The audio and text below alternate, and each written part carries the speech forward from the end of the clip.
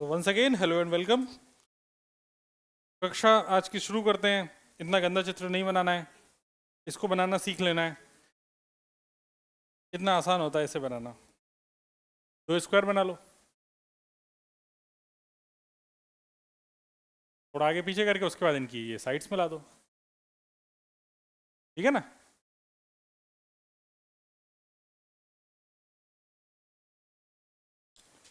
तो ये वाला क्वेश्चन जो है वो इस तरीके से करना है।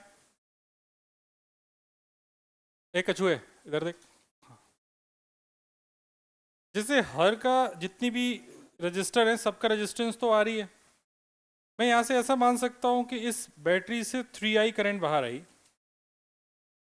अगर इस बैटरी से 3i करंट बाहर आई है तो ये एक ब्रांच, दो ब्रांच और तीन ब्रांच में करंट बढ़ रही है। तीनों आइडेंटिकल हैं, मतलब इन पॉइंट्स का जो पोटेंशियल है वो लगभग एक जैसा ही है। लगभग क्या है ही एक जैसा।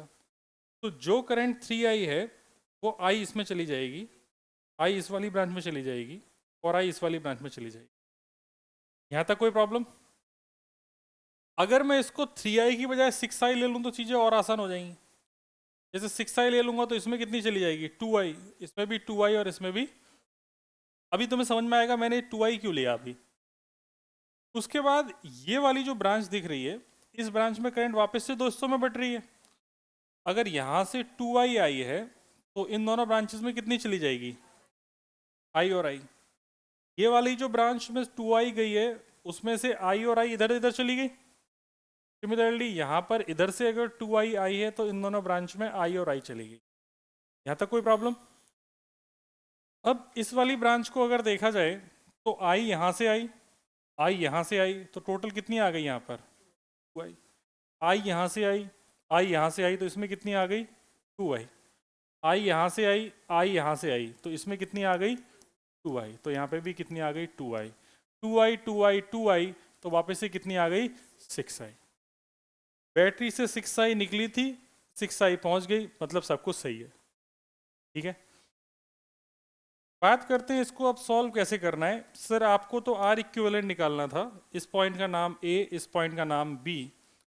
अपन को अपोजिट कॉर्नर्स के अक्रॉस, अपोजिट कॉर्नर के अक्रॉस अपन को आर इक्विवेलेंट निकालना था। आर इक्विवेलेंट चाहिए था अपोजिट कॉर्नर के अक्रॉस। इसके लिए अपन ने पूरा ये काम किया है। तो इसका इक्विवेलेंट सर्किट बना के अगर सोचा जाए तो ये ऐसी बात है कि एक आर इक्विवेलेंट इस पूरे सिस्टम का होगा। इस आर इक्विवेलेंट से मैंने एक ई एम एफ की बैटरी जिसमें से 6i करंट बाहर जा रहा है जोड़ दी होगी। यही तो बात है पूरी। सिंपल सी बात ही है। तो मैं एक लूप बना रहा हूँ। इस लूप को देखा जाए, लूप का नामकरण कर दिया जाए। ए और बी तो मैंने दे ही दिया है, तो इसका नाम रख देते हैं सी, डी, ई और एफ, ऐसा नाम रख देते हैं। मैं एक लूप बना रहा है। देखो लूप भी बोलते हैं, मैश भी बोलते हैं, दोनों का मतलब एक ही होता है। तुम कंफ्यूज मत होना, कहीं अगर मैश दिख जाए नाम, कहीं लूप दिख जाए, दोनों का मतलब एक ही है। तो मैं नामकरण कर रहा हूँ। देखो ए से मैं सी लूप जा रहा है, सी से डी, डी से बी, बी से ई, ई से एफ और एफ के बाद वापस से ए लिखना है ताकि ये लूप बने। अगर तुम एफ तक आए तो बस यहीं तक आए ना, लूप कंप्लीट नहीं किया ना। लूप कंप्लीट करना है मतलब चारों तरफ घूमने की बात हो रही है। जब तुमने पूरा ये मैश लिख दिया, इस लूप में बात करेंगे तो हम यहाँ पर केवीएल लगाने की इच्छा रखते हैं। केवीएल लगाने के लिए पहला स्टेप था प्लस माइनस लगा लेने चाहिए। करंट ऐसे जा रही है तो पहले प्लस माइनस इसमें प्लस माइनस ऐसा, इसमें प्लस माइनस ऐसा, और एक घूम के बुद्धू घर को आए। मैं यहाँ से स्टार्ट कर रहा हूँ केवीएल लगाना। तो मैं लिखूंगा सबसे पहले आउटर टर्मिनल प्लस है तो प्लस ई। इसका रेजिस्टेंस R है, करंट 2i है, आउटर टर्मिनल माइनस है तो माइनस 2i इंटू आर। इस वाली ब्रांच में भी रेजिस्टेंस R है क्योंकि सारे के एक जैसे रेजिस्टेंस थे, आइडेंटिकल। तो ये i इंटू आर हो जाएगा। फिर यहाँ ऊपर जाएंगे तो ये भी माइनस 2i इंटू आर हो जाएगा और हम लौट के वापस आ जाएंगे तो जीरो हो जाएगा। यहाँ से हम E निकालेंगे तो E आ रहा है 5IR। यहाँ तक कोई समस्या नहीं? तो 2 2 4 और एक 5, ई बराबर हो गया 5IR। अब तुमने अगर यहां से देखो तो इस वाली ब्रांच से ई की वैल्यू कितनी निकालते, अगर इक्विवेलेंट की बात करें तो ई बराबर तुम लिखते आई इंटू आर इक्विवेलेंट, ऐसा लिखते कि नहीं लिखते? सही बात है। तो मैं इस इक्वेशन को नाम 1 दे देता हूं। तो मैं बोल रहा हूं फ्रॉम इक्वेशन 1 ई की वैल्यू हो जाएगी 6I इस बैटरी से पास करने वाला टोटल करंट, और इंटू आर इक्विवेलेंट बराबर 5I इंटू आर। तो आर इक्विवेलेंट की वैल्यू हो गई 5R/। समझ गए बात को? कोई डाउट? आराम से सोचो, समझो और छापो।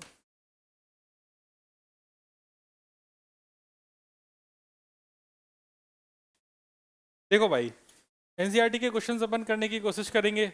एक भी क्वेश्चन लिखने की जरूरत नहीं है, सारे के सारे क्वेश्चंस ऑलरेडी लिखे हुए हैं। कहाँ पे लिखे हुए हैं? एनसीईआरटी में। तो वो तुम्हें लिखने की जरूरत नहीं है, ये क्वेश्चंस तो बहुत बड़े बड़े हैं। दूसरी बात ये कि जिन क्वेश्चंस में जो वो वाले क्वेश्चंस होते हैं ना, R is equal to R0 1 plus alpha delta T, जिनमें टेम्परेचर डिपेंडेंसी की बात होती है, जहाँ पर जो T0 होता है या जो R0 होता है वो जनरली क्या, वो रेफरेंस पॉइंट होता है। लेकिन एनसीईआरटी में जितने भी क्वेश्चंस दिए गए हैं उन सब में जो रेफरेंस पॉइंट माना गया है, क्वेश्चन में जो भी चीज दी गई है उसी को रेफरेंस मान लिया है। भले ही आइस पॉइंट दिया गया है उसे ही रेफरेंस पॉइंट मान लिया है, कभी रूम टेम्परेचर है तो उसे रेफरेंस पॉइंट मान लिया है। रियल में ऐसा नहीं होता है। तो लेकिन अपन तो एनसीईआरटी के हिसाब से ही चलेंगे, है ना। इसलिए मैंने जो एक क्वेश्चन कराया था उस क्वेश्चन में तुमने देखा होगा कि रेफरेंस पॉइंट अपन ने अलग माना है, जो उसने दिया है वो रेफरेंस पॉइंट अपन ने नहीं माना था। तो खैर, ये क्वेश्चन को देखा जाए, मैं उम्मीद करता हूँ क्वेश्चन पढ़ने के बाद भी तुम्हें समझ में नहीं आएगा, है ना। अच्छा, मन नहीं है तो पढ़ के देख लो, अगर आ जाए तो बता देना।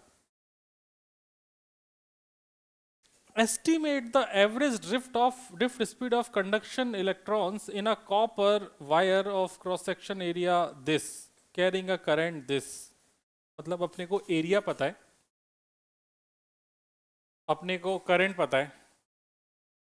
एक इलेक्ट्रॉन कॉपर का एक एटम से आता है, मतलब एक एटम एक इलेक्ट्रॉन को कंट्रीब्यूट करता है कॉपर का, और उसकी डेंसिटी दे दी है कॉपर की, जो भी दी है ये डेंसिटी है। एंड इट्स अटोमिक मास पता है तुम्हें, कॉपर का 63.5 AMU होता है, ये भी तुम्हें दे रखा है। तो पूछा गया कि भैया ड्रिफ्ट स्पीड बताओ, तो तुम्हें देखो यार आई पता है, आई पता है क्या? पता है, आई पता है, ए पता है। तो एक ही चीज फॉर्मूला समझ में आता है वीडी निकालने के लिए, आई बराबर NEA/VD, ये फॉर्मूला याद है। तो यहां से अगर ड्रिफ्ट वेलोसिटी निकालनी तो कितनी हो जाएगी, I/NEA। ठीक है, इतना समझ में आ गया। अब बात आती है कि जो n हुआ करता था वो था number of electrons per unit volume, यही तो था। Number of electrons per unit volume निकालने के लिए मैं डेंसिटी को लिख सकता हूं मास अपॉन वॉल्यूम, ठीक है जी। लेकिन समस्या ये है दोस्त कि यहां से हम वॉल्यूम निकाल लेते हैं, तो यहां से जो वॉल्यूम, इसको मैं m/v लिख रहा हूं, तो यहां से जो वॉल्यूम आ जाएगा वो वॉल्यूम आ जाएगा m/ρ। यहां तक कोई प्रॉब्लम? तो यहाँ पर मैंने वैल्यू डाल दी n/v की जगह डाल दिया m/ρ, ठीक है। अब वो मुझसे जानना चाह रहा है कि भैया बताओ n की वैल्यू और क्या होगी। तो n की वैल्यू में जो ये कैपिटल N है, ये ऐसा मानना है कि मेरा अपन कोई भी एक अगर मोल लेंगे तो उसमें Na पार्टिकल्स होंगे, तो एवोगैड्रो नंबर के बराबर हो जाएगा 6.023। तो इसको 6 ही अपन मान लेते हैं, 6 × 10⁻23। डेंसिटी कितनी दी है? डेंसिटी हो गई 9 × 10⁻3, और इसका मास है तुम्हारा 63.5। तो यहाँ से n पता चल गया। इस n की वैल्यू को उठा के यहाँ रख दो, E तुमको ऑलरेडी पता होता है, A भी ऑलरेडी पता है, I भी पता है, तो यहाँ से अपने पास क्या आ जाएगा? समझ गए पूरी बात? जो मेथड लिखा है मेथड छाप लेंगे।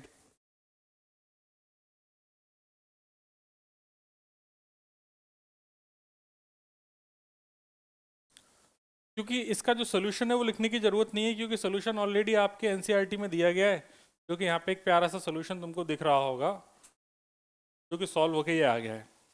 मैं इसमें दिमाग नहीं लगा रहा, तुम देख लेना आराम से अपने आंसर। लिखा वही है जो मैंने पढ़ाया है, लेकिन अब इसमें क्या लिखा है थोड़ा सा तुम्हें डर लग सकता है। तुम चाहो तो सिर्फ एक कैलकुलेशन ही देखो, क्योंकि कैलकुलेशन सॉल्व होके कितना आ रहा है, 1.1 इंटू 10⁻³ मीटर पर सेकंड।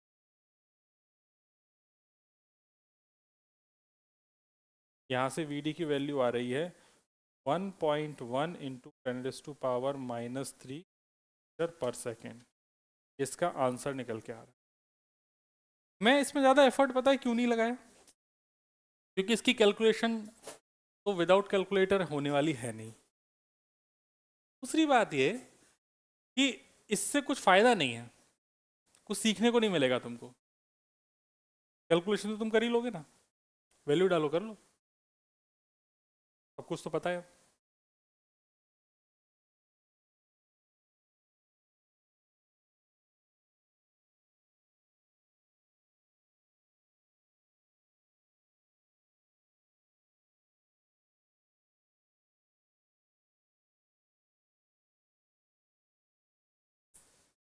क्या भैया शुभम, कल क्यों नहीं आए थे लास्ट क्लास में?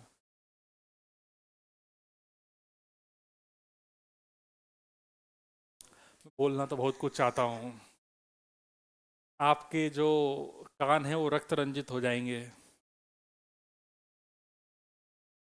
क्या मतलब है बताओ?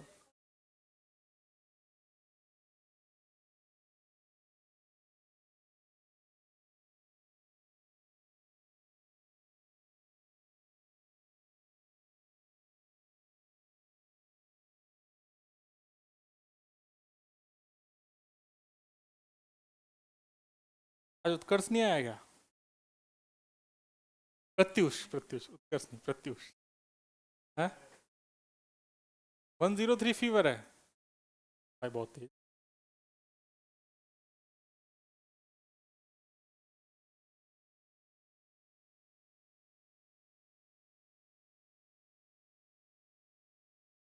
ऐसे ही तुझे वैशाख नंदन थोड़ी बोलते हैं। क्वेश्चन समझ में आ गया, छाप लिया होगा है ना? कैलकुलेशन पे भरोसा रखना, तुम लोग कर ही लोगे सही। इसके बाद इसका सेकंड पार्ट देखो। सेकंड पार्ट ये कह रहा है compare the drift speed obtained. तो यहाँ ड्रिफ्ट स्पीड का जो ऑर्डर है वो देखो 10⁻³ मीटर पर सेकंड है, जो कि बहुत कम है, बहुत ही कम हो गया ना। मतलब ये 1.1 mm पर सेकंड जैसा हो गया। तो वो ये कह रहा है कि अगर तुमने यहाँ पे ड्रिफ्ट स्पीड निकाल ली है तो उसको कंपेयर करो एक बार thermal speed of copper atoms at ordinary temperature. अब थर्मल स्पीड कितनी होती है कॉपर की एक ऑर्डिनरी टेम्परेचर पर, वो पहले अपने को पता होनी चाहिए। अगर वो पता नहीं है तो फिर अपन कंपेयर कैसे करेंगे? उसको निकालने के लिए तुम्हें क्लास 11th का एक छोटा सा चैप्टर था जिसका नाम था थर्मोडायनेमिक्स। उस थर्मोडायनेमिक्स की हेल्प लेनी पड़ेगी, जहाँ पर तुमने पढ़ रखा था कि VRMS नाम की चीज़ पड़ी थी।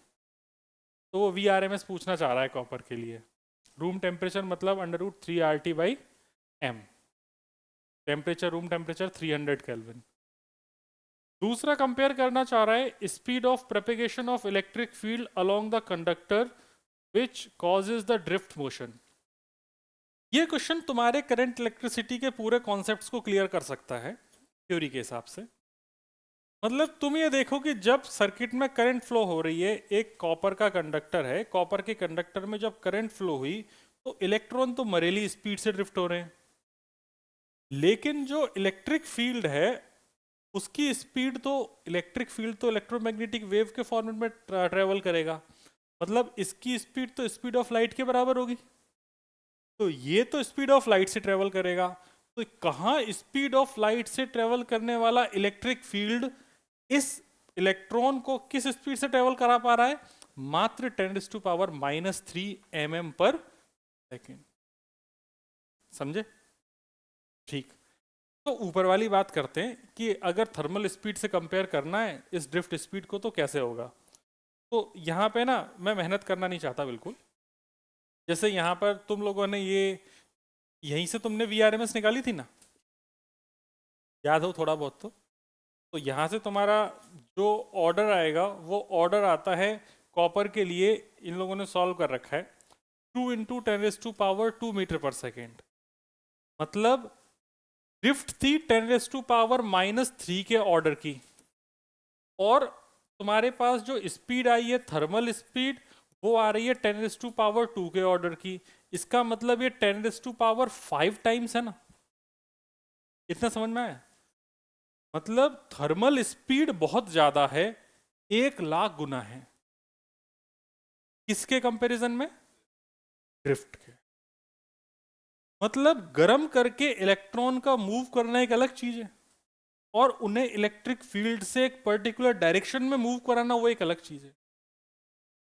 जब तुम उन्हें अलाइन करके चलाना चाहते हो तो उनकी स्पीड कम हो जा रही है। इस बात को पढ़ते हैं, इन्होंने शब्दों में बड़ी प्यारी बात लिखी होगी। This figure indicates the random vibrational speed of copper atoms in a conductor. Note that the drift speed of the electron is much smaller, about 10⁻⁻5 times of the typical thermal speed at ordinary temperature। या इसको ऐसा बोल दो कि 10⁻5 times है किसके? Drift के। या फिर ऐसा बोल दो ड्रिफ्ट थर्मल स्पीड के 10⁻⁻5 टाइम्स। भूमिका कहाँ है ध्यान? अच्छा, समझ में तो आ रहा है। अब आ जाओ इसका तीसरा पॉइंट कि भाई लाइट जो इलेक्ट्रोमैग्नेटिक फील्ड है वो तो तुमने किस स्पीड से ट्रेवल करानी है? स्पीड ऑफ लाइट से। तो वो इलेक्ट्रोमैग्नेटिक वेव के फॉर्मेट में इलेक्ट्रिक फील्ड ट्रेवल करेगी, तो वो 3 × 10⁸ मीटर पर सेकेंड से ट्रेवल करेगी।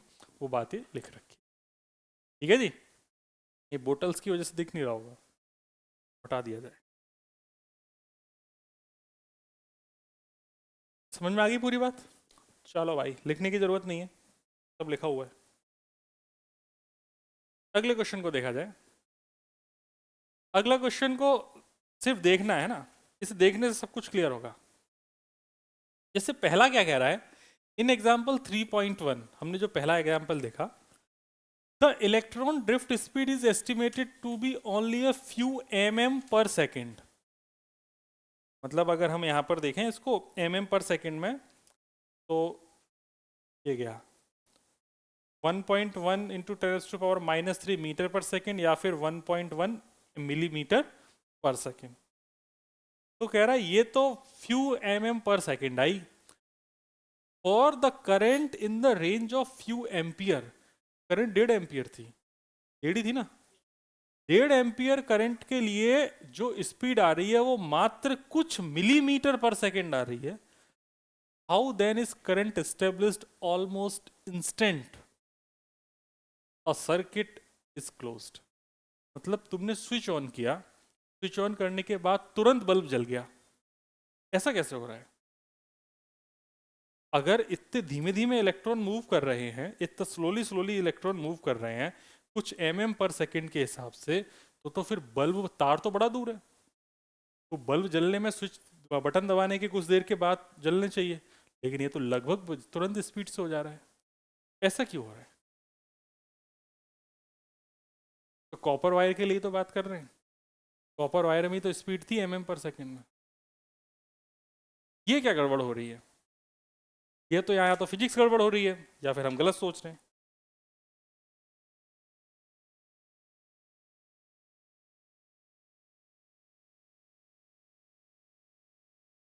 क्या आप घरेलू हिंसा की शिकार हैं? अगर आप खतरे में हैं तो 3 बार आंखें ब्लिंक करें।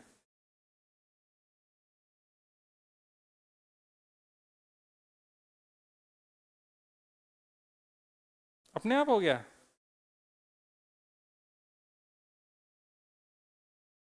कभी सिर जला ले रही है। अच्छा, सिर तो इसका जला था। क्या गड़बड़ हो रही है भाई, समझाओ, मेरी फिजिक्स यहाँ पे गड़बड़ लग रही है।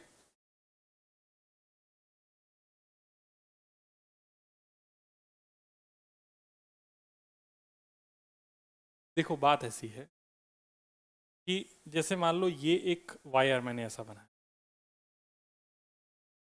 सुनना, मैंने मोटा सा वायर बना लिया ताकि तुम्हें समझा सकूं। इस वायर में ढेर सारे फ्री इलेक्ट्रॉन्स हैं, तुमने जैसे स्विच ऑन किया तो स्विच ऑन करते ही इस पूरे में इलेक्ट्रिक फील्ड डेवलप हो गई। इलेक्ट्रिक फील्ड कितनी जल्दी डेवलप हुई? स्पीड ऑफ लाइट से, मतलब वो तो सडन इंक्रीज हो गई, ऐसा खट चालू हो गई इलेक्ट्रिक फील्ड। इलेक्ट्रिक फील्ड अगर तुरंत चालू हुई है तो फ्री इलेक्ट्रॉन तो पूरे में ही है ना, तो ऐसा नहीं कि यहां वाला इलेक्ट्रॉन जब चल के यहां जाएगा तब करंट पहुंचेगी। जैसे ही इलेक्ट्रिक फील्ड ऑन हुई सारे इलेक्ट्रॉन जहां जहां थे वहीं से मूव करना चालू कर दिए, और जहां जहां इलेक्ट्रॉन थे वहां से अगर ड्रिफ्ट हो रहे हैं इसका मतलब सर्किट में जो करंट है वो इंस्टेंटली आ गई। समझ में आ गई बात? दूसरा पॉइंट क्या है? The electron drift arises due to the force experienced by electron in the electric field inside the conductor, but force should cause acceleration. भाई जो भी इलेक्ट्रॉन ड्रिफ्ट हो रहे हैं ये इलेक्ट्रिक फील्ड चालू हुआ तभी तो हुए। अब इलेक्ट्रिक फील्ड में अगर तुम किसी इलेक्ट्रॉन को रख दोगे तो उस पर फोर्स अपोजिट लगेगा तो इसके पास एक्सेलरेशन आएगा। तो वो कह रहा है कि जो एक्सेलरेशन आया, but force should cause acceleration, then why do the electrons acquires a steady average drift. तुमने ड्रिफ्ट स्पीड तो एवरेज ही देखी है ना, तुमने उसमें एक्सेलरेशन वगैरह की तो बात ही नहीं करी। इसका कारण यह है कि भैया एक्सेलरेशन आया, सही बात है, लेकिन आने से पहले टकरा गया फिर रुक गया, क्योंकि हर कुछ दूरी पर थोड़ा चल रहा है फिर टकरा जा रहा है, फिर टकरा जा रहा है, कभी एटम से टकरा रहा है, कभी साथ के फ्री इलेक्ट्रॉन से टकरा रहा है, ऐसे टकराते हुए तो आगे जा रहा है।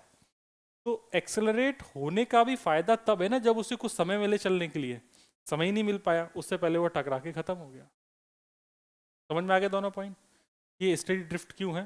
क्योंकि तुरंत वो दूसरे इलेक्ट्रॉन से टकरा जा रहा है। ठीक है Lavanya? If the electron drift is so small, अगर इलेक्ट्रॉन ड्रिफ्ट स्पीड तुम कह रहे हो इतनी छोटी है 1.1 mm पर सेकेंड है, and the electrons charge is small, electron पे चार्ज भी बहुत कम है, how can be still obtain large amount of current in a conductor? तो फिर हम कंडक्टर में इतनी करंट कैसे लेके आ जा रहे हैं? क्योंकि जो करंट है वो इस बात पर डिपेंड नहीं कर रही कि चार्ज कितना है, करंट इस बात पर डिपेंड कर रही है कि चार्ज फ्लो कितना है। मतलब I जो है वो I है dq/dt, it is rate of flow of charge, पर सेकंड कितना चार्ज फ्लो कर रहा है। समझे ना बात को? इस बात पर डिपेंड कर रही है करंट। तो पर सेकंड किसी पर्टिकुलर क्रॉस सेक्शन से जो चार्ज पास कर रहा है वो करंट है, इलेक्ट्रॉन पे कितना चार्ज है वो करंट नहीं है। दूसरा इसका रीजन, ये तो एक इलेक्ट्रॉन पे चार्ज है ना, जब तुम बात कर रहे हो एक मोल की तो उसी में कितने पार्टिकल हैं? Na मतलब कितने हैं? 10⁻23। इसका मतलब पार्टिकल्स भी तो बहुत ज्यादा हैं। अगर चार्ज कम है तो नंबर ऑफ पार्टिकल्स भी बहुत ज्यादा है। ठीक है, फिर क्या है? When electron drift in a metal from lower to higher potential, does it mean that all the free electrons of the metal are moving in same direction? नहीं, बिल्कुल नहीं। सारे के सारे फ्री इलेक्ट्रॉन सेम डायरेक्शन में move नहीं कर रहे हैं, वो आर्बिट्री डायरेक्शन में मूव कर रहे हैं। हाँ, ड्रिफ्टिंग सबकी ऑलमोस्ट सेम है, कुछ तो टकराएंगे ना यार। तो ये बात पूरी तरीके से तो सही नहीं है, पूरी तरीके से सही नहीं है, गलत है। ठीक है, are the paths of the electrons straight line between successive collisions with positive ions of the metal in the absence of electric field, in the presence of electric field? देखो भाई, एब्सेंस ऑफ इलेक्ट्रिक फील्ड में क्या हो रहा है और presence of electric field में क्या हो रहा है। अगर इलेक्ट्रिक फील्ड नहीं है तो इलेक्ट्रॉन का पाथ क्या है, और जो इलेक्ट्रिक फील्ड है तो पाथ क्या है। तो ये याद रखने जैसा है। देखो, अगर इलेक्ट्रिक फील्ड नहीं है तो उनका पाथ होता है स्ट्रेट लाइन, क्योंकि भैया यहाँ से यहाँ जाना है, कोई मूव करने के लिए कोई रिस्पॉन्सिबिलिटी नहीं है। इसकी वेलोसिटी इधर है तो इधर ही जाएगा, इससे टकराया, इसके बाद वेलोसिटी इधर आ गई तो इधर चला गया, फिर वेलोसिटी इधर आ गई तो इधर चला गया, तो ये तो स्ट्रेट लाइन है।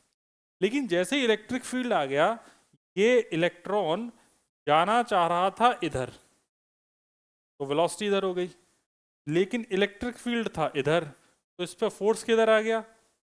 इधर। तो इधर एक्सेलरेशन आया कि नहीं आया? एक्सेलरेशन और वेलोसिटी के बीच में कुछ एंगल आया, इसका मतलब इसका पाथ स्ट्रेट लाइन होकर क्या हो जाएगा, कर्व, पैराबोलिक पाथ हो जाएगा। तो यहाँ पर ये स्ट्रेट लाइन में ट्रेवल नहीं करेगा, किसी कर्व पर ट्रेवल करेगा। ये याद रख सकते हो कि अगर कभी भी in absence of electric field जो पार्टिकल है वो जो चार्ज है वो किधर ट्रेवल करेगा, स्ट्रेट लाइन पे। बट अगर इलेक्ट्रिक फील्ड है तो उस केस में किस पे ट्रेवल करेगा, किसी कर्व पे या पैराबोलिक। समझ गए बात को, हर एक पॉइंट क्लियर। तो इससे ना तुम्हें बेसिक जो होता है ना करंट इलेक्ट्रिसिटी वो चमक गई होगी कि बेसिक क्या गेम हो रहा था। सॉल्यूशंस भी लिख दिए मैंने। ओके, एनसीईआरटी भी खोल के देख लेना, एग्जाम्पल नंबर 3.2 यही सोल्यूशन लिखे हैं। हाँ, एग्जाम्पल के सोल्यूशन होते हैं। हाँ? ये पार्ट क्या था, electrons are moving in same direction. तो इसका नहीं, सेम डायरेक्शन में मूव नहीं करते, क्योंकि जो रैंडम वेलोसिटीज ऑफ इलेक्ट्रॉन्स होती हैं तो वो उनका सुपर पोजिशन होता है। ये लिखा हुआ है। सुपर पोजिशन का मतलब ये है कि एक इधर जा रही है पार्टिकल, इसने इसको इधर टकराया, इसने इधर भेजने की कोशिश करी, इसने इसको इधर टक्कर मारी, इधर जाने की कोशिश करी, इन सबका जो सुपर पोजिशन होगा उस डायरेक्शन में जाएगा।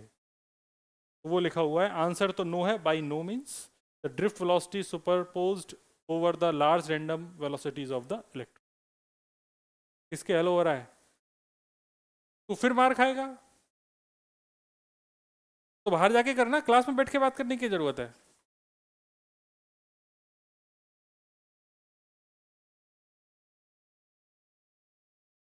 इंपॉर्टेंट है, बाहर जाके नाच कमरे के।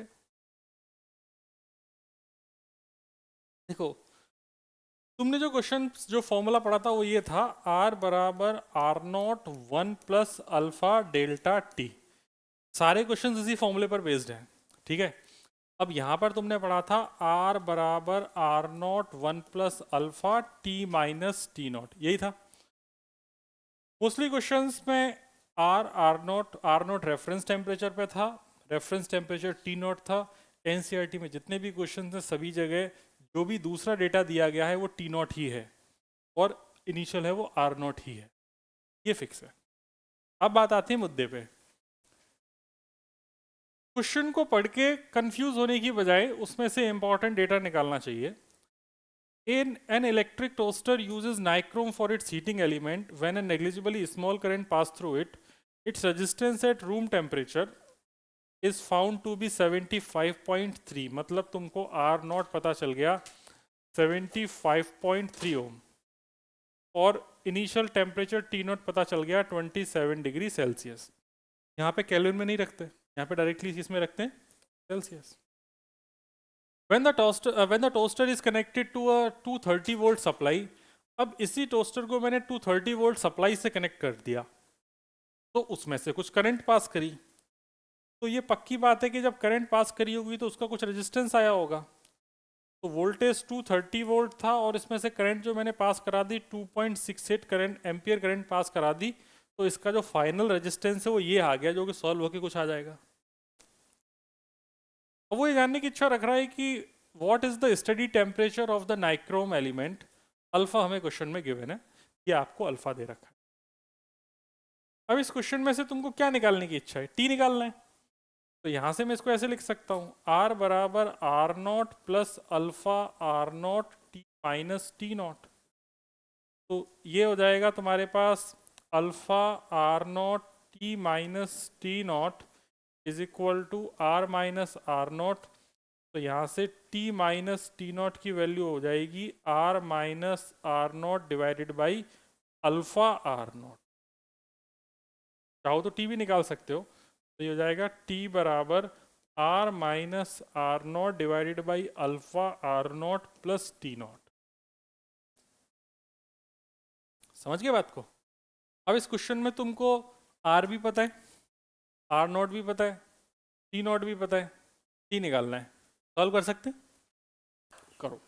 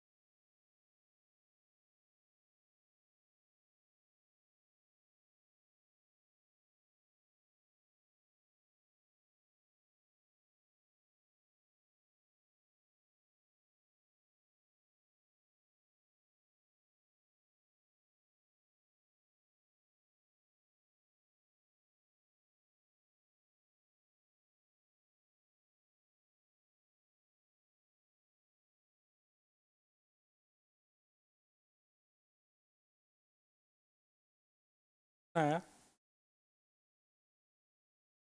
आंसर तो इसका पहले से पता ही है, एनसीईआरटी में सॉल्व करके एग्जाम्पल है ये।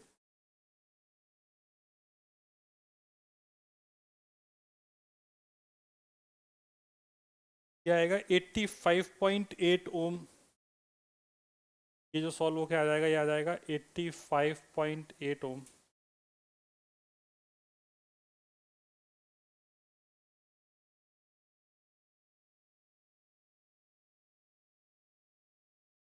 और ये सॉल्व होके आएगा 820, और ये है तुम्हारा 27, टोटल हो जाएगा 847 डिग्री सेल्सियस। ठीक है, बाकी अब तुम लोग देखते रहना, मैं कैलकुलेशन में टाइम वेस्ट नहीं कर रहा।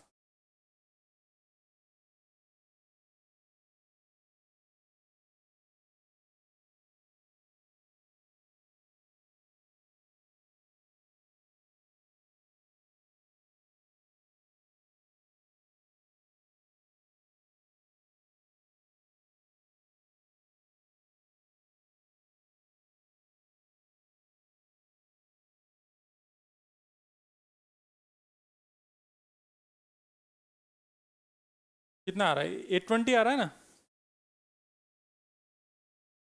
है कैलकुलेशन में मिस्टेक हुई होगी,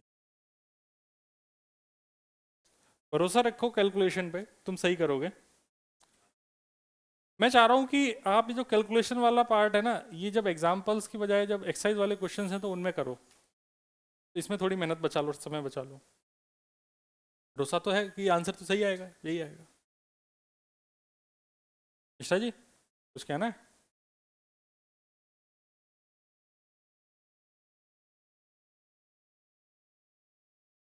हो गया?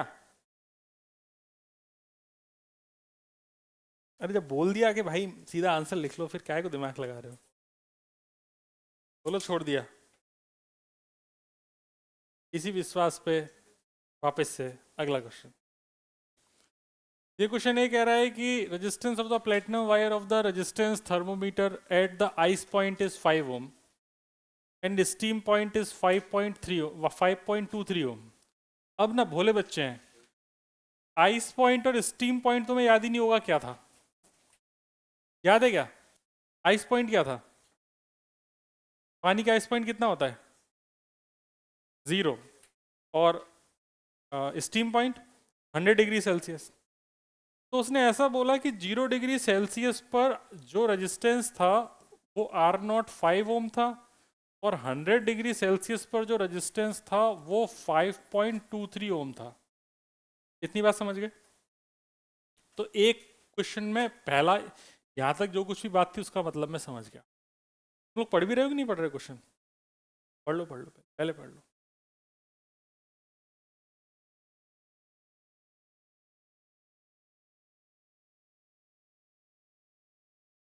ठीक है, एक थर्मामीटर है, उस थर्मामीटर में प्लेटिनम का तार है, प्लेटिनम के तार का रेजिस्टेंस की बात कर रखी है। उस प्लेटिनम के तार का जो रेजिस्टेंस है 0 डिग्री पे 5 ओम नापा गया और 100 डिग्री पे 5.23 ओम नापा गया। उसके बाद उस तार को या उस थर्मामीटर को उठाया और अपन ने एक हॉट बाथ, मतलब एक नहाना नहीं होता, बाथ माना, बाथ मतलब ऐसा एक पानी का बड़ा सा, क्या बोले उसे, कटोरा, बाल्टी, बाल्टी है, एक बाल्टी में पानी के में अपन ने उस वायर को रख दिया। तो जब उसमें देखा गया तो उसकी जो करंट, उसके में जो रेजिस्टेंस आ रहा है, उसका जो रेजिस्टेंस आ रहा है वो आ रहा है 5.795 ओम। तो बोल रहा है कि ये भी किसी टी टेम्परेचर पर आया है। 0 डिग्री पे इतना था, 100 पे इतना था, तो टी डिग्री पे इतना आया। तो पूछ रहा है वो टी डिग्री कितना है,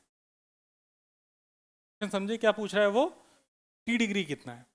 तो देखो एक केस तो ये समझ में आता है, तो मेरे लिए रेफरेंस तो 0 ही रहने वाला है यहाँ पे। तो यहाँ पर 0 डिग्री पे वापस से मैं ऐसा लिख दूँ क्या, R0 मेरे पास 5 ओम है।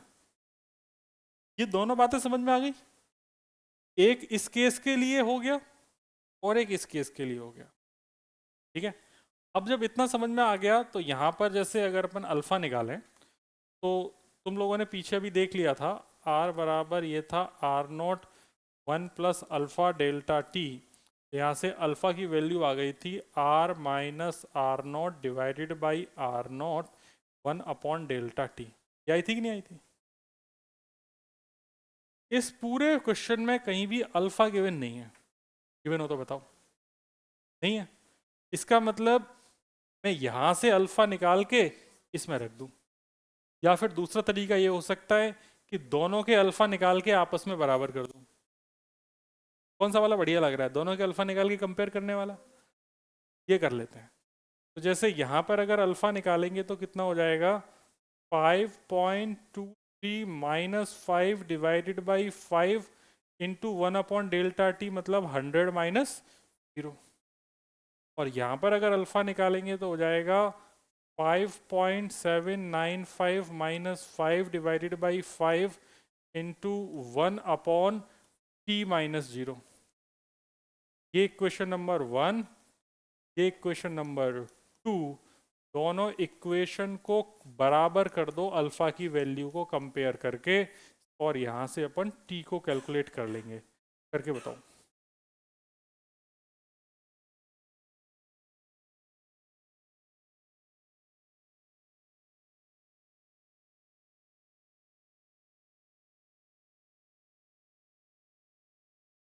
नहीं, कंडक्टर के लिए नहीं हो सकता। वैसे हो सकता है, कंडक्टर के लिए नहीं होगा। हाँ,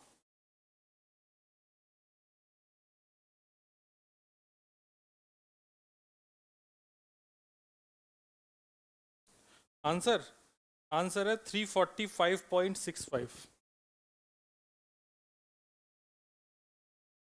मतलब अब कुछ नहीं करना है, अब तो बस कंपेयर ही करना है। तो जैसे वहां पे ऊपर 0.23 बचेगा, नीचे 5 × 100 हो गया, यहाँ पर 0.795/5 टी बचेगा, तो 5 से 5 कट गया, तो टी की वैल्यू आ गई 0.795 डिवाइडेड बाई 0.23 इंटू 100। तो यहाँ से टी निकल के आ रहा है 345.65 डिग्री सेल्सियस। ओके, छापिए। मतलब क्वेश्चंस का पैटर्न समझ में आ गया तुम्हें? एक ही फॉर्मूले पर बेस्ड है।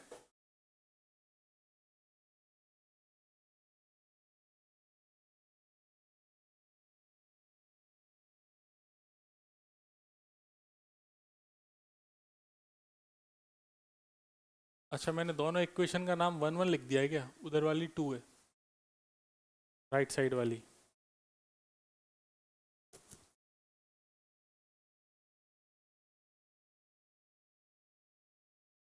बहुत खराब है। इस चैप्टर में एनसीईआरटी की एग्जांपल्स और क्वेश्चंस की कैलकुलेशन बहुत खराब है, खास करके इन क्वेश्चन।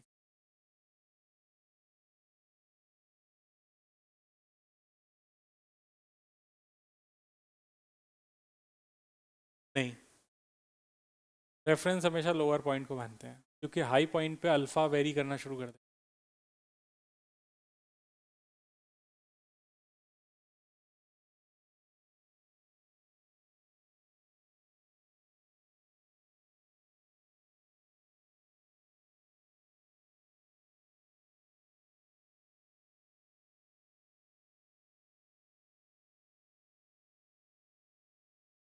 आज अपन इसे खत्म करेंगे ना, भले ही 10 15 मिनट एक्स्ट्रा रुकना पड़े, रुक जाएंगे, है कि नहीं?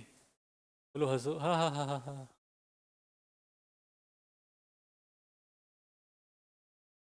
आज वो बच्ची नहीं आई, क्या नाम उसका, प्रिया? प्रिया कौन है? प्रिया तो यही है वो, एक बीच में आई थी फिर गायब हो गई, पायल, हाँ पायल। था तेरी सहेली है? नहीं है तेरी सहेली?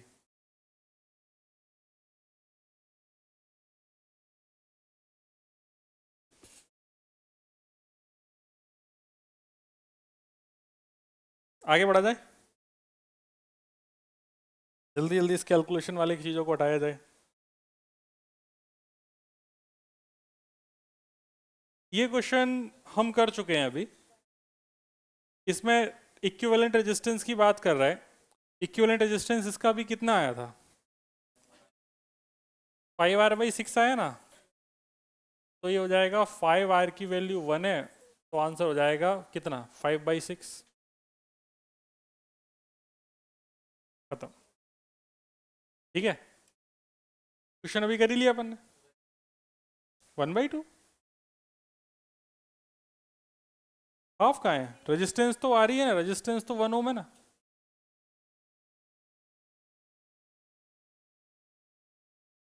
तुम बहुत भोले हो। आर इक्विवेलेंट का इस बात से क्या फर्क पड़ेगा कि तुमने बैटरी कितने की लगाई है और तुमने करंट में क्या डिस्ट्रीब्यूट किया है? आर इक्विवेलेंट तो इस बात से इंडिपेंडेंट है ना। रेजिस्टेंस न तो पोटेंशियल डिफरेंस पे डिपेंड करता है न करंट पे डिपेंड करता है। आर बराबर रो एल अपॉन है, वो रो पर डिपेंड करेगा, एल पे डिपेंड करेगा, ए पर डिपेंड। याद आ गई बात? और टेम्परेचर पे करेगा। रजिस्टिविटी सिर्फ मटेरियल की प्रॉपर्टी होती है, वो डायमेंशन पे भी डिपेंड नहीं करती, सिर्फ मटेरियल पर डिपेंड करेगी।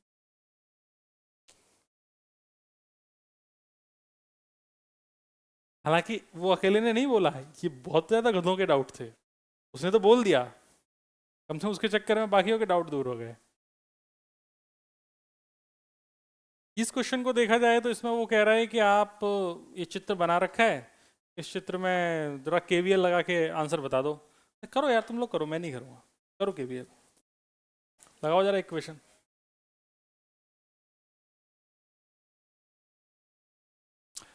भूल न जाना, भूल जाना, तुम हो, तुम हो, तुम ही।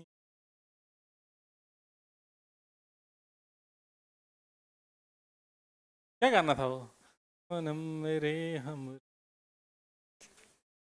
तुम्हें कैसे पता? बहुत पुराना गाना है, जब तुम पैदा हुए थे। कौन से साल में पैदा हुए थे तुम? 5 6? हाँ, 6? अरे भाई 8। बहुत पुराने पैदा हुए हो। हाँ, जरूरी थोड़ी है। मान लो किसी ने जीवन में आनंद लिया हो बचपन में 2 साल के, भाई मैं स्कूल लेट जाऊंगा फिर।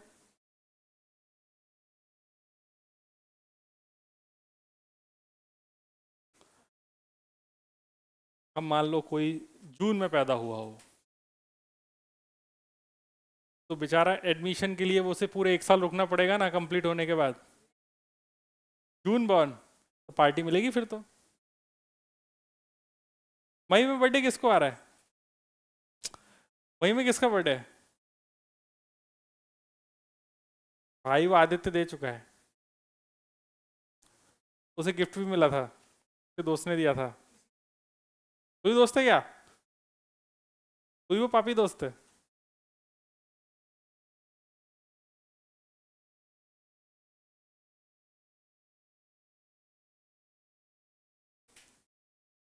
मोहिनी आ गई हैं आज। एक और लड़की थी वो, देविका। Where is Devika? कहाँ है देविका?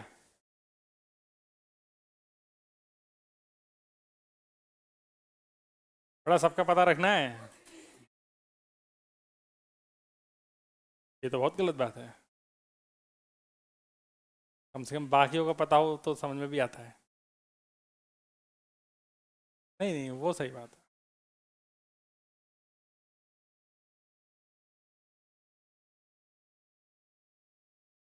एक्सेल नहीं बना के देनी है। इन टाइम सर इतना है, आउट टाइम इतना है सर।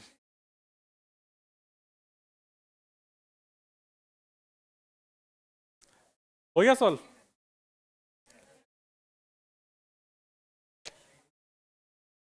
तुम लोग यार बहुत स्लो काम करते हो, तुमसे जल्दी तो मैं ही कर दूं। तुम लोग चित्र बना लो, मैं इधर इक्वेशन बना देता हूँ। अच्छा ऐसा है क्या? करंट ऐसे जा रही तो प्लस माइनस, करंट इसमें ऐसे जा रही तो प्लस माइनस, करंट इसमें ऊपर से नीचे आ रही तो प्लस माइनस, नीचे जा रही तो प्लस माइनस, इस मैसेज आ रही तो plus minus plus minus plus minus लग गए सारे प्लस माइनस।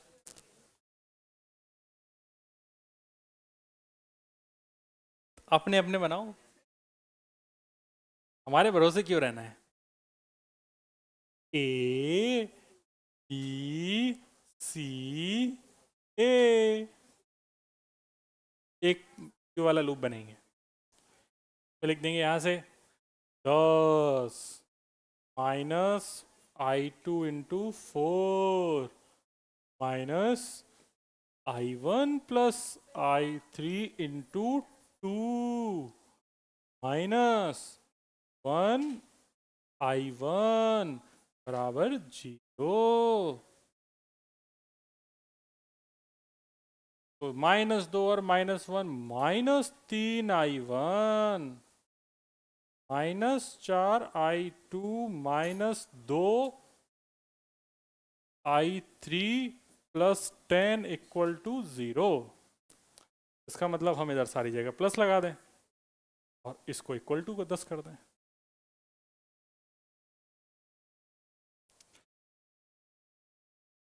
सही लग रही है। फिर बात करेंगे ए सी डी ए। चलो बच्चों, हेलो बच्चों, लड्डू पेड़ा खाएंगे। -I3 -I1 2 plus 4 I1 -I2 equal to 0। Minus minus plus plus plus plus plus minus minus plus 2 और 1 3 4 और 3 7 7 I1। I2 की बात कर लेंगे -2 I2 -2 -4 -6 I2 minus minus minus minus plus plus 2 I3।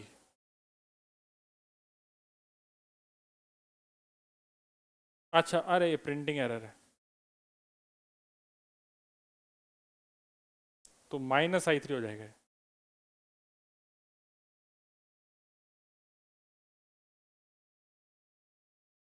यही हुआ।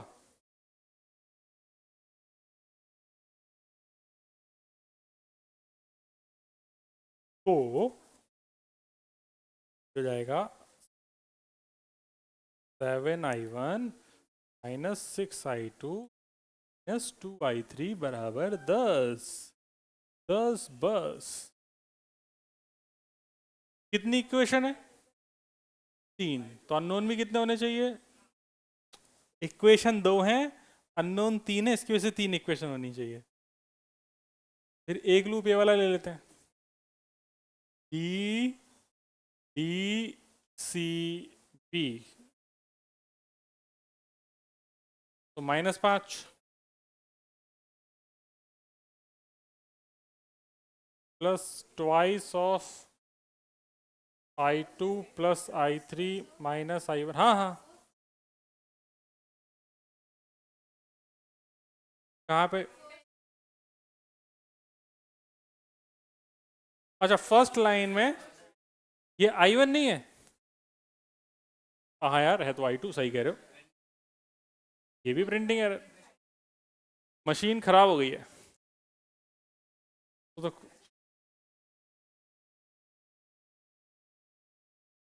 बच्चे अपना करें। -2 4 और 2 6, तो माइनस का 6 मतलब प्लस का 6, और I1 तो मतलब प्लस का I1। इसकी जरूरत नहीं है, ये नहीं है। I1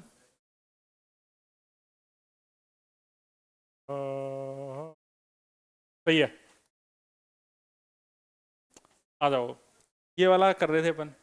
-5 प्लस दिस, और उधर क्या है? +2 I2 plus I3 equal to 0। इसको सॉल्व कर लेंगे, कितना हो गया, -2I1, 2 और 2 4, +4I2, और I3 तो 2 और 2 4, +4I3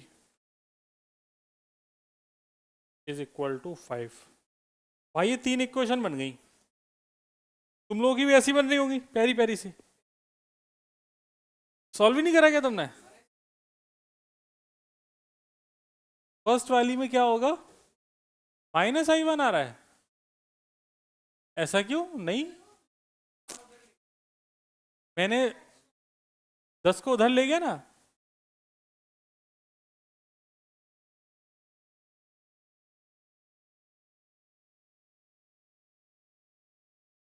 मुझे पूरा भरोसा है।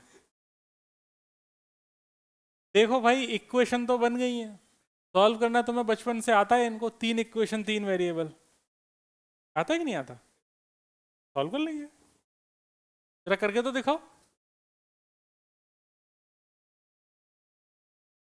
ऐसा नहीं, नहीं हो जाएगा। सबसे पहले I1 उड़ा दो।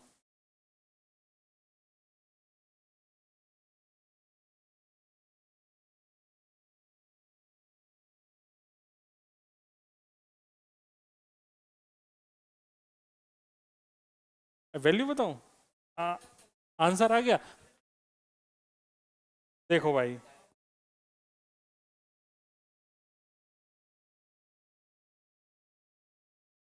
कहाँ गया भैया I1? अरे पूरा मान गया।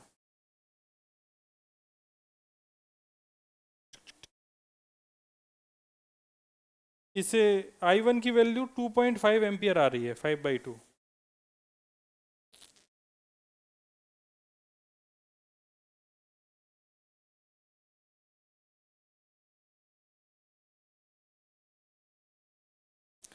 अच्छा ये टेंशन मत लेना, हो सकता है उधर बुक में अलग लूप ले रखे हो, है ना। जैसे अपन ने तो जो लूप लिया है, एक तो ABCA लिया है, एक अपन ने लिया है ABCA के साथ एक लिया ACDA। इन्होंने क्या लिया है, इन्होंने कुछ और लिया है। इन अपना और इनका एक ही लूप बस, ADCA भी लिया है इन्होंने। ADCA वाली इक्वेशन क्या बन रही है, बिल्कुल सही बन रही है। और एक तीसरा लूप इन्होंने लिया है BC। अच्छा इन्होंने इस तरीके से लिया है, मैंने उल्टी डायरेक्शन में ले लिया है, और उससे सॉल्व होकर इक्वेशन आ रही है 2I1 -4I2 हाँ ठीक है, अपन ने इधर माइनस प्लस कर लिया है, तो इक्वेशन सेम आ रही है। अब इन्हें बस सॉल्व करना है। हाँ, I2 आ रहा है यही कोई 5/8 एम्पियर, 5/8 एम्पियर। और आई I3 8 एकम 8, 8 दूनी 16, 15/8, 3/8। तो इसे तीनों इक्वेशन सॉल्व करने के बाद I1 आ रहा है आपके पास 2.5 एम्पियर, I2 आ रहा है 5/8 एम्पियर,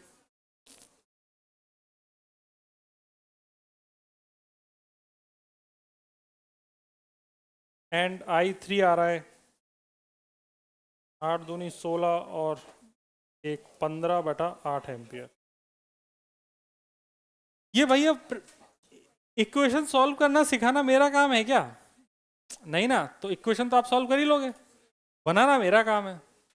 बना दिया मैंने इक्वेशन।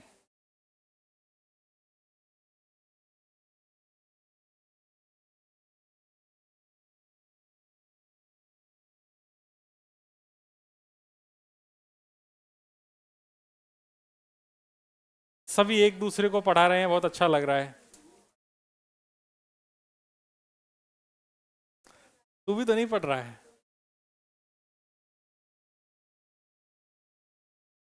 इसी बात पे ये अगला प्रश्न आपकी स्क्रीन पर।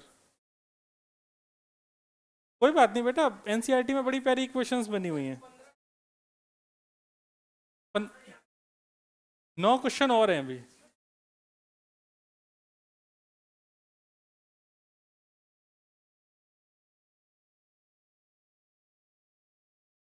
थर्ड वाला लूप ये है ना, मैंने ये बनाया बी डी सी बी, अरे ये है ना बी, फिर ऐसे आएंगे डी, फिर सी ए, समझी?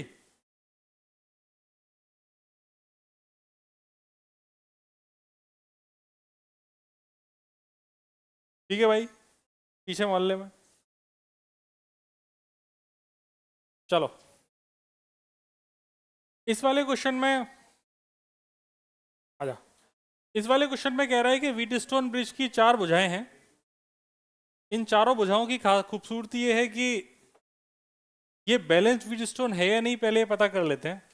तो ये बैलेंस व्हीटस्टोन नहीं है, इसका इधर है 100/60 इज नॉट इक्वल टू 10/5, इसका मतलब है बैलेंस्ड व्हीटस्टोन नहीं है। अब अगर बैलेंस्ड व्हीटस्टोन नहीं है तो क्वेश्चन को सॉल्व करने का एक ही मात्र तरीका है कि आप इसको केवीएल लगा के सॉल्व करें। तो देखो भाई, अपन ने ऐसा मान लिया कि यहाँ से I1 करंट गई, I1 करंट का इधर हिस्सा कुछ I0 माना है, IG माना है, कैसा दिख रहा है? IG माना है इन्होंने, तो ठीक है। इधर गैल्वेनोमीटर में IG चली गई, तो इधर कितनी बची? I1 minus IG। इधर I2 चली गई, इधर से IG आ गई, तो इधर टोटल कितनी हो गई? I2 प्लस IG, और इधर ऐसे चली गई। यहाँ पर भी आप 2 इक्वेशन बना के सॉल्व कर सकते हैं क्वेश्चन। यहाँ पे वेरिएबल कितने हैं? 3, तो इक्वेशन कितनी बनेगी? 3। तो एक इक्वेशन तो इस लूप में बन सकती है, एक इक्वेशन इस लूप में बन सकती है, और एक इक्वेशन अपन बाहर बना लेंगे। तो मैं अभी आपको बना के दिखा रहा हूँ हर एक इक्वेशन। पहले प्लस माइनस लगा लिया जाए, plus minus plus minus plus minus plus minus plus minus. ध्यान रखना गैल्वेनोमीटर का रेजिस्टेंस 15 ओम दे रखा है, दिख रहा है क्या? दिख रहा है क्या 15 ओम? तो भाई ये लिखा है ना 15 ओम, उसने बस बनाया नहीं है, लेकिन 15 ओम दिख रहा है। अब अगर ऐसा है ये प्लस ये माइनस, तो तुम लोग बोर्ड पे देखो, बाकी ये है एग्जाम्पल ही, तो तुम्हें सोल्यूशन तो अच्छा सा मिल जाएगा। तुमको अभी सिर्फ इसको देख लेना चाहिए कि इक्वेशन कैसे बना रहे हैं। इक्वेशन सॉल्व मैं नहीं करूँगा, सॉल्व करना है तो आराम से अपना एनसीईआरटी खोल के देख लेना, उन्होंने सॉल्व कर रखा। सबसे पहले जो लूप लेना है वो देखना है ए बी डी ए, ये वाला लूप दिख गया बोर्ड पे? देख, A B D A, A B D A, ये वाला लूप दिख गया। इस लूप में मैंने शुरुआत करी तो मैं लिख रहा हूं -100 I1, बोलते जाओ। अब क्या लिखूं? -15 IG, और बोलो +60 I2, equation is equal to, एक इक्वेशन समझ में आ गई लूप की। दूसरा लूप में ले रहा हूं B C D B, B C D B. शुरुआत करते हैं -10, क्या लिखूं? I1 माइनस IG, अगला बोलो +5 I2 plus IG +15 IG equal to, इसको भी 2 इक्वेशन को रीअरेंज करके सॉल्व करके थोड़ा 3-3 में आ जाएंगे। फिर अगला मैं लूप ले रहा हूं, देखो अगला लूप ना मैं ऐसे बाहर से ले रहा हूं, इसका नाम करो तो कुछ और कर देते हैं, ए बी सी डी, इसका नाम लिख देते हैं ई, और इसका नाम लिख देते हैं एफ। ठीक है, अब लूप देखना, A B C E F A, loop दिख गया? चलो भाई ए से शुरू करते हैं, क्या लिखेंगे? -100 I1, अगला -10 I1 माइनस IG, अगला बोलो +10। अब ये वाला लूप है ना, तो +10 इक्वल टू कितनी इक्वेशन? वेरिएबल कितने सॉल्व हो जाएंगे? देखो ये एनसीईआरटी में उन्होंने चित्र बना रखा है, इसकी वजह से मैंने ऐसा किया है, वरना इसको मैं बिना इसके करता हूं। अब देख बोर्ड पे कौन सी वाली है स्लाइड, तो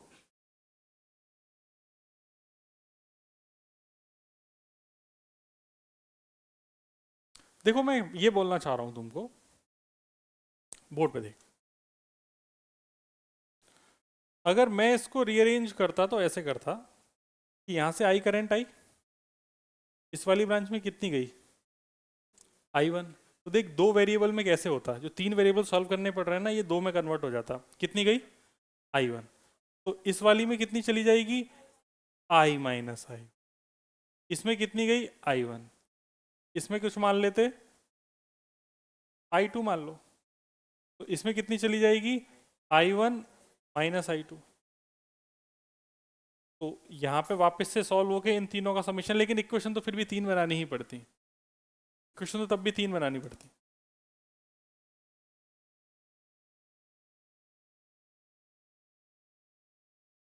ठीक है जी। तो मेरे हिसाब से लिखने की जरूरत है क्या, लिखा हुआ तो है ही, फिर भी कुछ लोग लिख रहे हैं तो ठीक है, इक्वेशन बनाना तो सीख ही जाएंगे। आप एक बार एनसीईआरटी में भी देख लेना, है ना। ये एग्जाम्पल्स हैं सारे, ये मैं सिर्फ इसलिए बता रहा हूँ ताकि तुम्हें पता चले एनसीईआरटी में कैसा कैसा चीजें हैं। भाई तुम्हारे पल्ले नहीं पड़ा क्या कुछ, है? समझ में आया, कोई क्वेश्चन में डाउट है, पूछ लो यार, कर रहे हो क्या।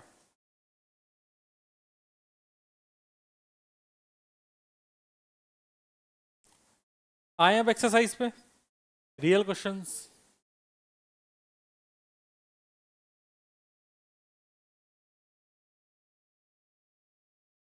चले,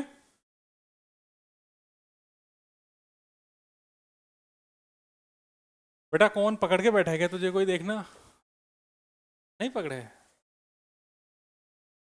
the storage battery of a car has an EMF 12 volt.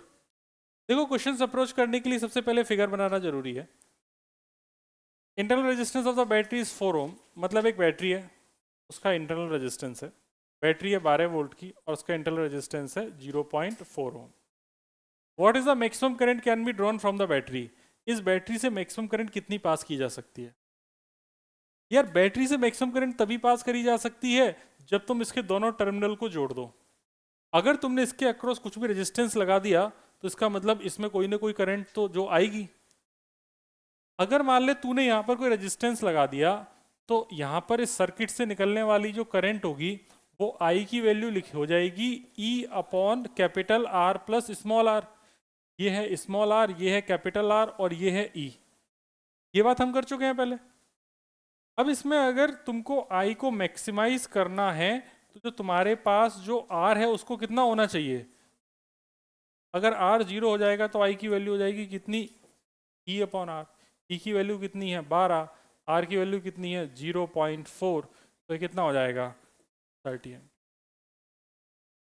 समझ गए बात को, छापो, अभी तो पड़ेगा, क्वेश्चन नहीं सिर्फ सोल्यूशन।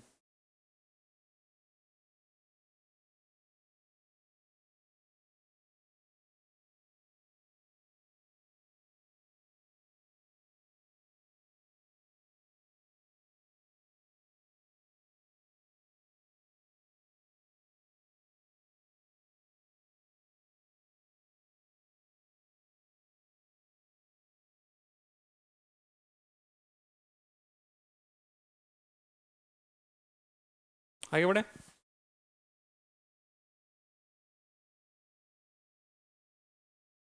आगे बढ़े,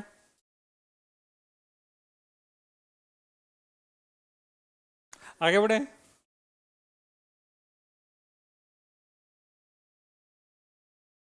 क्वेश्चन को पढ़ा जाए, आप लोग करेंगे मैं करूं, करो करो करो करो करो, जाओ जाओ, जाने वाले को कौन रोक पाया है।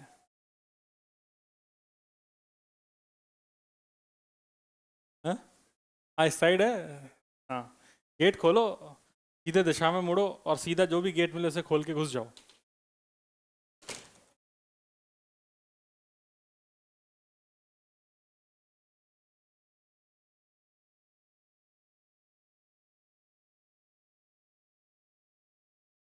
इसका आंसर जानना चाहते हैं, अच्छा क्वेश्चन देख रहे हैं।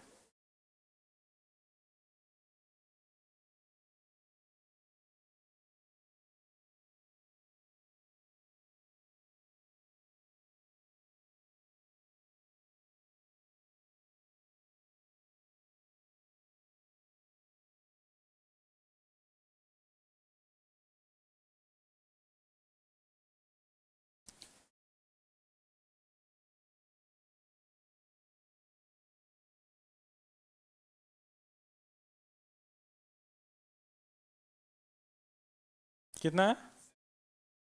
सबका सेम आ रहा है और दूसरे वाले का?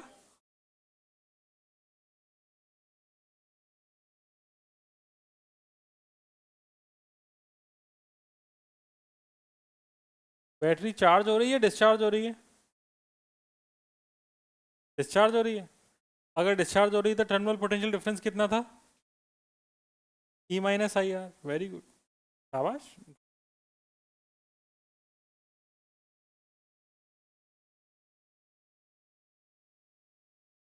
कभी कभी तो चौंका देता है भाई लड़का।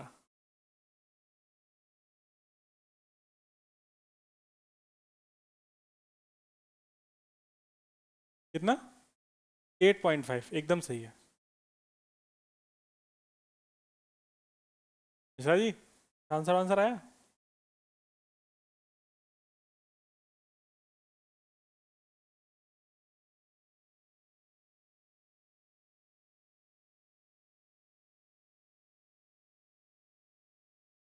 अरे कोई बात नहीं, तो उधर बैठ जाती।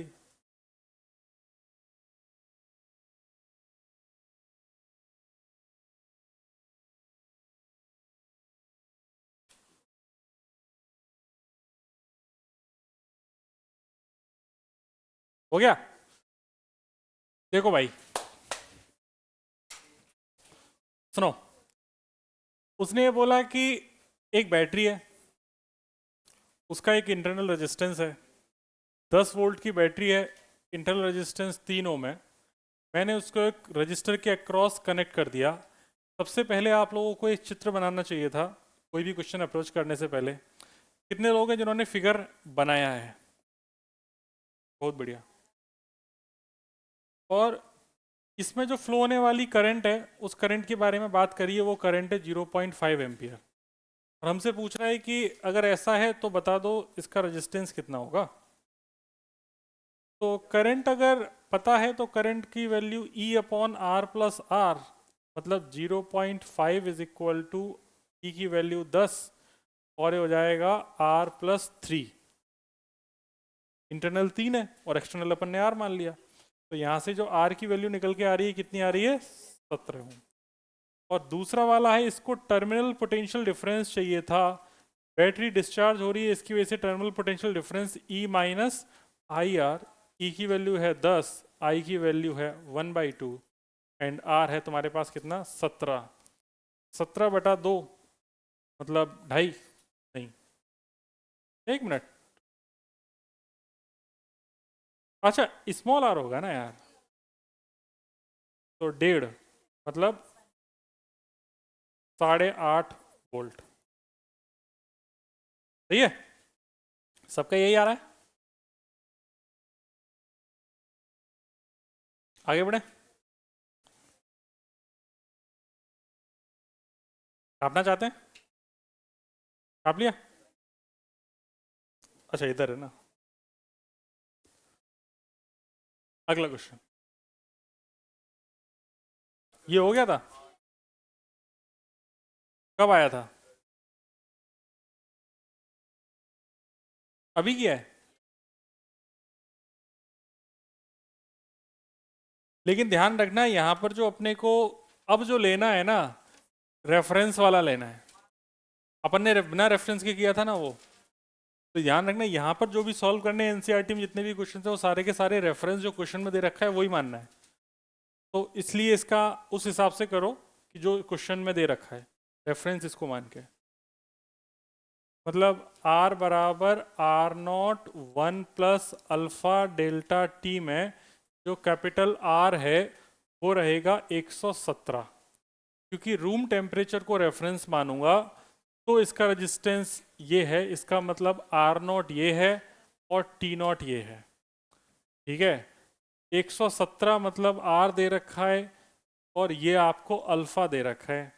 तो 117 R0 की वैल्यू है 100। 1 + alpha is 1.7 into 10⁻⁻⁴ and delta T हो जाएगा मेरे पास T-27। इसको सॉल्व करना है, यहाँ से T निकाल लें।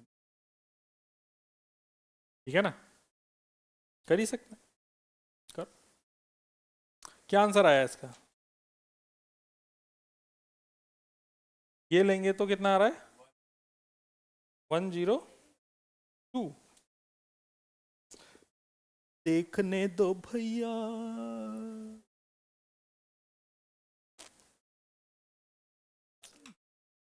1027 आ रहा है इसको सॉल्व करने पे।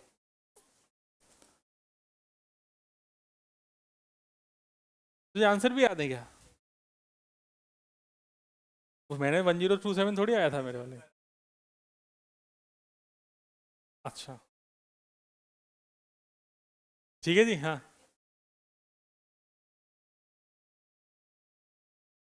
डिस्चार्ज क्यों कर रहा है? अरे बैटरी से करंट बाहर जा रही है देवी, एकमात्र बैटरी है तो डिस्चार्ज ही होगी ना। जब दो बैटरी होगी तभी तो चार्ज होके हो सकती है। पॉसिबिलिटी। ठीक है जी। अगला रजिस्टिविटी पूछिए भाई इसने तो। ये तो घटिया क्वेश्चन है। रेजिस्टेंस दे रखा है, लेंथ दे रखी है, एरिया दे रखा है। फॉर्मूला रेजिस्टेंस का क्या था? Rho L by A. क्या पूछा है? रो। तो आंसर कितना हो गया? R A by L. Value डालो आंसर निकालो। करना है ऐसे हाथ बांध के थोड़ी बैठना है, हाथ चलाओ। अच्छा एक बेंच पे 3 लोग बैठे हैं तो ऐसा हाथ नहीं चल रहे होंगे ना ऐसा।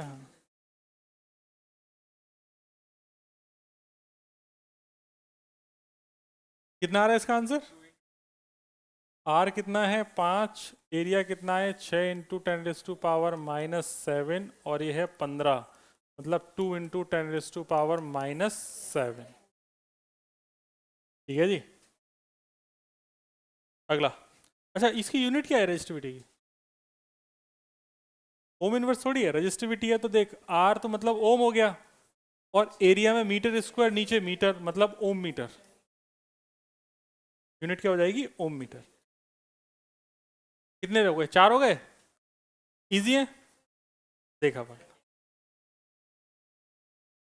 अरे पलीज पलीज कुछ नहीं होता है, देखो इधर पलीज पलीज अभी कर देंगे हम। बेटा माइंड कभी फ्रेश नहीं होता।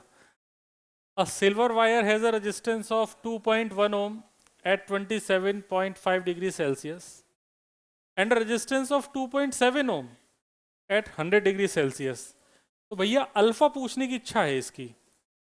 तो R बराबर R naught 1 plus alpha delta T में डेल्टा अल्फा डेल्टा टी बराबर R minus R naught upon R naught. ये तो तुम्हें करना सिखा दिया था।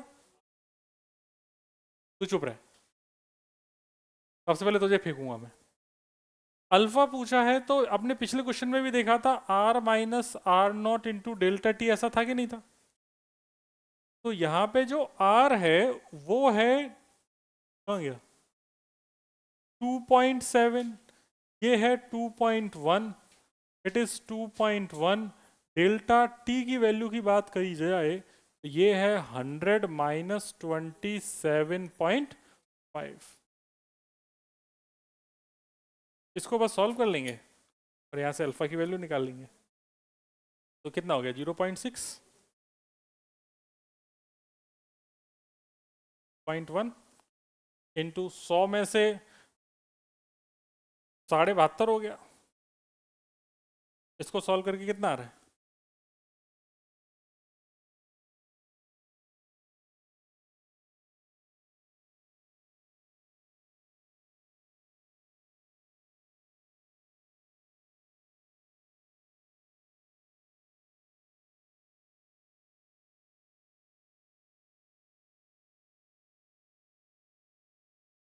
यही आ रहा होगा 3.9 इंटू 10⁻⁻³ 3.9 इंटू 10⁻⁻³ ये पापा का फोन।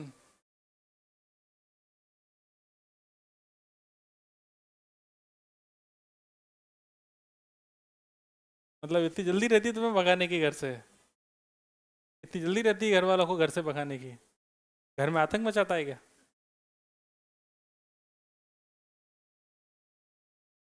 कोई डाउट? बेटा हम 2 घंटे पढ़ते हैं रोज।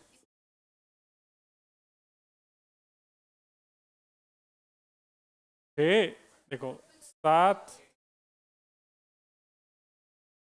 देखो 8, अरे ये क्या हो गया?